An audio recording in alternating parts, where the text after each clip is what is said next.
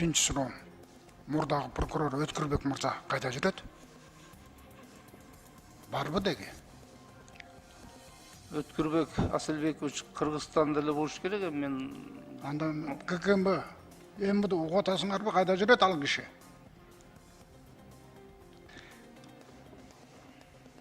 Ана бир из салган, издеген бирөөлөр барбы, жокпу? Зарылбек Кылычбекович азыр Жамшит Өткүрбек Асылбекович боюнча эч кандай бир факты каттоо, аны издөө маселеси жок. Ошондуктан ал эркин жашоодо эл катары. Кыргызстанда? Кыргызстанда болуш керек. Же урматтуу ККМБ, урматтуу прокурор, урматтуу МВД. Менде мындай сомнение болуп атат да. Свой чужой деген принцип ойноп аткан жокпу? Эгерде ал кишинин кандайдыр кылмышка аралашканы болсо ачык айтсаңыз, ошого жооп берели. Анан азыр свой чужой деп ал жетекчилик, мен кемчилдигин байкаган да жок бүгүн, бизде андай маалымат да жок. Ошондуктан каерде жашаганына да кызыкпадык. Доктор Алиевич, siz sot болуп иштедиңиз. Мен милиция болуп иштедим. Прокуратурада көбүрөөк иштегем. Прокуратурада көбүрөөк иштедиңиз. Эми кимдин кандай иш кылганын айтырбай эле билебиз да. Аны санап бер десеңиз, мен санап берейин Өткүрбек Мырзанын кандай иштери бар экен. Анан ошону бир эсиңизге алып койсоңуз. Экинчи суроо. Тергөө иштери боюнча пенсияга кеткен биздин тергөөчүлөр бар. Оор, өзгөчө оор терроризм, сепаратизм, киши өлтүрүү, курал колдонуу менен киши өлтүрүү, буйрутма киши өлтүрүүдө ийгиликтүү иштерди жараткан прокурорлор бар эле. Прокуратура составында. Ошолорду жана МВДда иштеген, пенсияга кеткен прокурорлорду кайрап келип иштетейин деген оюңуз барбы, жокпу? Эң актуалдуу суроо бердиңиз. Бул жерде бизде распоряжениеде жүргөн, пенсияда жүргөн прокуратура кызматкерлери бар. Макул болгондору менен кызматты берип жумушка алып атам мен. Бирок көбүнчө жетекчиликте жүргөн прокурорлор бүгүнкү күндө жөнөкөй тергөөчү же помощник болуп келбейт экен да. Бул өзүнчө маселе экен. Экинчиден мына тергөө департаменттин түзбөй аткан себеби да ушул.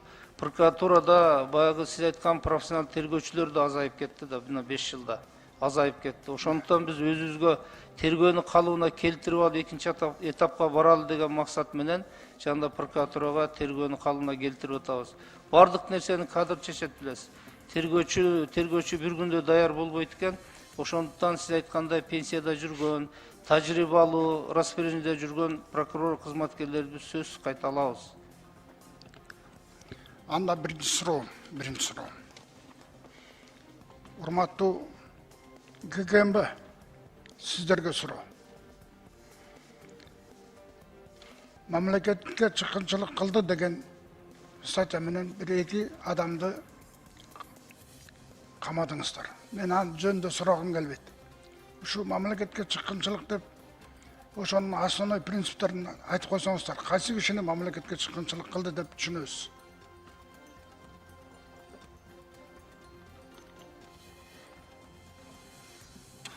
Урматтуу Зарылбек Кылычбекович, саламатсыздарбы? Бул мамлекеттик чыккынчылык боюнча тийиштүү Биринчи өзүңүз тааныштырып койсоңуз. берени бар. Улуттук коопсуздук комитетинин төрагасынын биринчи орун басары Рустам Мамасадыков. Орусча окуп берейин мен сизге? Окуй бериңиз, орусча деле кичине түшүнөм. Государственная измена, то есть выдача государственной или военной тайны, шпионаж, либо иное оказание помощи иностранному государству или иностранной организации в проведении деятельности в ущерб внешней безопасности Кыргызской Республики, совершенная гражданином Кыргызской Республики. Мен башка кошуштун кереги жок дейм. Анда эмесе мен суроом. Кумтер бүгүн канадалык атоолордо.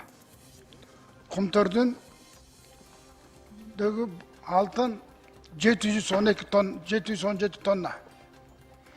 Жери Россия жеке ишкерлигине Жерүйдün алтыны 80 тоннадан ашық. Бозумчақ қазақ ішкерлерінде. Бозумчақта 42,8 тонна алтын. Тегерексай, Солтон Сары, Жамғыр, Талдыбұлақ набережный. Қырғызстандағы алтындардың бары шетелдік жеке ішкерлердің қолында.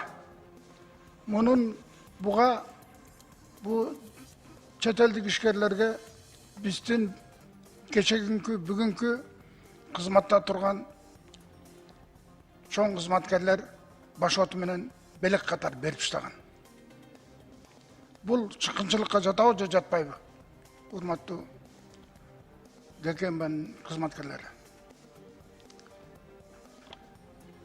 Рахмат чоң сурооңузга, урматтуу Зарлык Кылычбекович, бүгүнкү күндө дээрлик эле ушул кен байлыктары тарабында көп ушундай жерлер. Siz birle söz menен айтсаңыз, бүгүн бул чыкынчылыкка жатабы, жатпайбы? Чыкынчылыкка жатат тийбуду айтыш үчүн бизде материалдар болуш керек. Кээ бир эмелер боюнча комиссия иштеп жатат. Сиздер да арасында болушуңуздар керек. Эгер бар десеңиздер, берсеңиздер, биз тийиштүү укуктуу баа беребиз. Жок, урматтуу Гекембердин биринчи орун базары. Siz жана окуп бербедиңиз мага принциптерин. Мындай болгондо мамлекетке зыян болсо деп. Алтын чыккан жерлер, 27 алтын байлыгыбыз чыккан жерлердин баары башоту менен четелдик ишмерлерге тартууга тара кеткен. Ошолорду бүгүн сиздер, Гекембалар, эчтеке жок экен, зыян келтирбептир деп чыгарып атасыңар. Бул элдин ар кандай ойго тутуш алып келгенге себеп болуп атат да. Буга кандай дейсиздер? Мен сизге да кыска жооп берейин.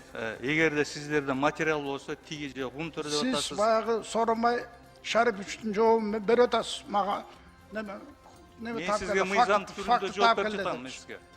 Зарлыбек Кылычбекович, мен жооп берейинчи, баш прокурорлар. Мына азыр сиз айткан эми чыккынчылык, шпионаж боюнча айтып атасыз, буну эки бөлүп карашыбыз керек да.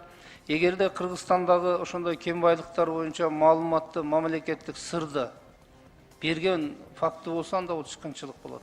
Эгерде мамлекеттик кен байлыгын мыйзамсыз лицензия берген болсо, бул өзүнүн тиешелүү статьялар бар да билесиз. Кызмат абалынан пайдалануу, же коррупциялык жол менен жана башка. Ошондуктан буга конкретный факты болсо, ошого карата баа бериш керек да. Бул мен жана сурабадымбы тиги Гекембердин немесинен. Киши мага катуу үнүн чыгарып кыйкырып атат, мен микрофонум бар, мен жакшы угам, урматтуу Гекембердин биринчи орун базары, мага кыйкырбаңыз. Экинчи суроо. Дагы деле ошо байлыктарыбыз жөнүндө. Мекемелерибиз жөнүндө. Стокольный завод Өзбекстандын ишмерлеринде. Цементный шиферный завод Казакстандын ишмерлеринде. Кызыл-Киский цементный завод Кытайда. Билайн Россия менен Казакстанда. Казакстан менен Россияда. Бул Кыргызстанда бир кызарган жердин баары иностранный ишкерлерге башоту менен берилип кеткен. Мен муну мамлекетке кылган чыккынчылык деп эсептейм. Билбейм, Гекембада кандай деген немени кылат. Гекемба кышайтып шишой төрсө болот эми. Булар свой чужой болуп атабы билбейм. Курманкул мырза, сиз партияңыз мекенчилден келгенсиз. Сиз жөнүндө жакшы ойлор бар. Эми сиз бекем турсаңыз, сиз таяка кышыңдап, тияка мынтип деп, тигинин сөзүн бир сүйлөп, мунун бир сөзүн сүйлөп, сизди мен жигит катары билем. Ошон үчүн принципиальный болгон жерлерде принципиальный туруш керек. Бүгүндөрдө өтөт. Сиз дайым эле баш прокурор болуп тура бербейсиз. Артыңызда жакшы сөздөр калыш керек. Сиз биринчи үй бүлөңүз бар. Атасыз. Ата деген сезим чоң сезім. Сіздің балдарыңыз, қыздарыңыз, біздің атабыз деп сыйлықтанған болсын. Мен сұрауым жоқ, рахмат. Менің негізгі принцибімді жақсы білесіз. Сіз менен ушул жерде 4 жылдан ашуун чогуу иштештик. Принцип мамлекет үчүн кандай туруп берерин, турса болот экенин чогуу жүрүп көргөнсүз. Кудай буйрса прокуратура ушул башкы прокурорлук кызматта да мен ошол принципти көрсөтөм. Эгерде жанагындай мамилени байкап калсаңыз, нарака берек ойногон. Мага тартынбай эле бетке айтыңыз. Андай оюн болгон эмес, болбойт дагы. Биздин азыр кызыкчылык мамлекет үчүн прокурор мыйзам так бирдей аткарылышында бардыгына бирдей мамиле кылуу мен негизги кесиптик милдетим деп эсептейм.